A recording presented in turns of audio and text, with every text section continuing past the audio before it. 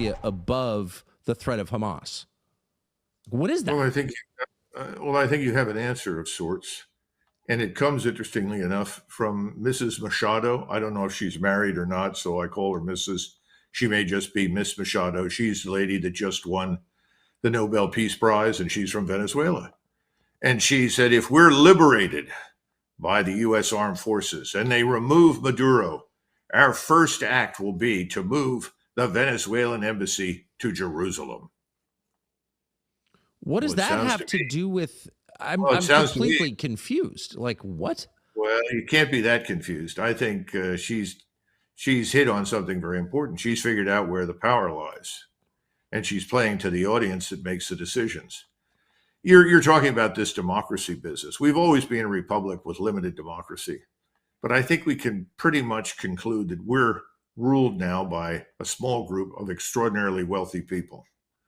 Billionaire oligarchs. Those are the terms they use in Eastern Europe and places like Ukraine. Yeah. I think they're in charge. I think they're calling the shots.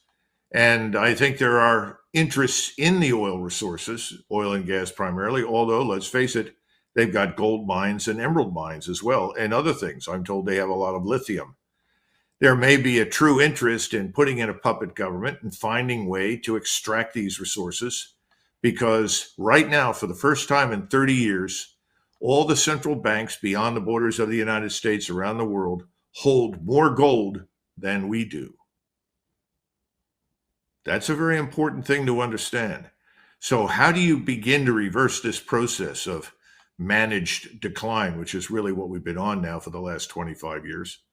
Well, oil is part of it. Oil is gold. And even though the oil is exactly what you described, it's heavy oil, high sulfur content, requires a lot of refining. But still, we have the best oil engineers in the world, especially for deep drilling.